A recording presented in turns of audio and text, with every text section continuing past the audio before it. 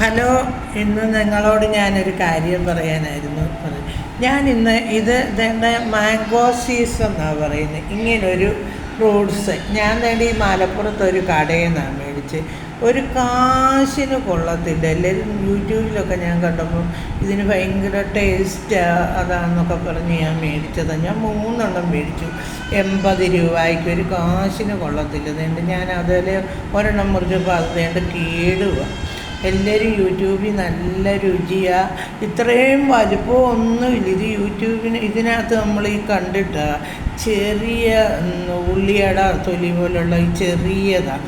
അതിനോട്ട് കുരുവും ഞാൻ കാണുന്നില്ല. പക്ഷേ ഇതിന് ഈ യൂട്യൂബിൽ ഓരോരുത്തർ ഇടുന്ന കാണാൻ ഒരു നല്ല ഫ്രൂട്ട്സാണെന്നൊക്കെ പറഞ്ഞ് അങ്ങനെ കണ്ട് മേടിച്ചത്. എനിക്ക് വെറുതെ എൻ്റെ 80 രൂപ പോയത് മാത്രം മിച്ചം.